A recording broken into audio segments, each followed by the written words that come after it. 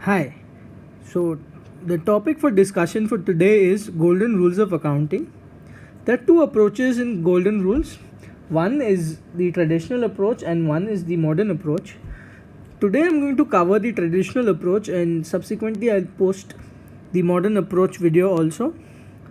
So, the golden rule of accounting for traditional approach has three accounts. As you can see, types of account. One is personal account, two is real account, third is the nominal account. I'm going to explain each of these account with a proper examples for better understanding. Now coming to the first account, that is personal account. The rule for this particular account is debit the receiver, credit the giver. First, in this account we have to identify who is the receiver and who is the giver, and accordingly we'll debit or credit the same. So for example, Mr. X received rupees 10,000 from Mr. Y. So in this particular case, let us identify who is the receiver. Mr. Y paid to Mr. X. So Mr. X is the receiver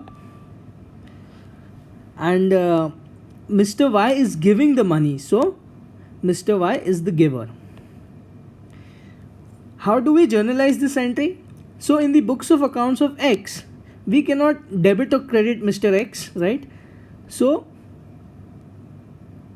we are crediting the giver. So we have credited the giver, and what has come in, we have debited the bank. Why we have debited the bank will be explained in the next account that we will study. And in case of books of accounts of Y, since Mr. X is the receiver, we debit the receiver and to bank. So the rule is debit the receiver, credit the giver. We've credited the giver, we've debited the receiver. So moving on to the next account, that is real account. So the rule for this account is debit what comes in, credit what goes out. So let us take an example. Purchase of office table for rupees 7,500 paid by cash. So what is coming into our business is a office table.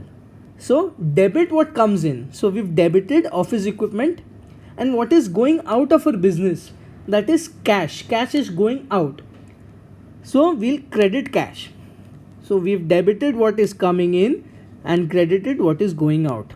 Now coming back to the first example where we had told you the bank will be related to the next account. So in case of books of X, what is coming in, that is cash. So we have debited what bank, because we've received cash from this particular account. In books of accounts of Y, what is going out, bank. So we have credited bank. So debit what comes in, credit what goes out. Now the third account is debit all expenses and losses and credit all incomes and gains. The example for this is salary paid to employee and rent received. So let us take the first part, salary paid to employee. Salary being an expense for the business, so we'll debit it as per the rule. So we've debited salary. When we are paying salary, what is going out of the business, that is cash or money. So we have credited bank according to the real account. So salary is being debited based on nominal account and bank is being credited based on real account. Now coming to the second part of the example, that is rent received. As the rule says, credit all incomes and gains, we have credited rental income. And as per the rule of real account, what is coming in case of rental income, that is money, cash through bank. So we've debited bank account. Now all these three accounts are interchangeable. So in a journal entry or a receipt entry or a payment entry, you might have two different accounts or three different accounts if you're doing a compound entry.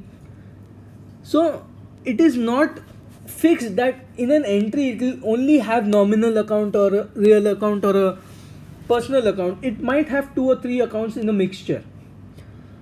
So let us revise all the rules. The first one is personal account, debit the receiver, credit the giver. Second is real account, debit what comes in, credit what goes out. Third is nominal account, debit all expenses and losses and credit all incomes and gains. Let me tell you, if you understand this particular rules, you will be able to write any entry or solve any sum that you want to. First, you need to understand this, not just learn it by heart, but understand it. It will help you in writing any entries that you want. All the three types of entries: payment entry, receipt entry, journal entry. It will help you if you understand this. Just don't mug up and just, I know all these entries. If you learn this particular rule, you will be able to write any journal entry, any payment receipt entries.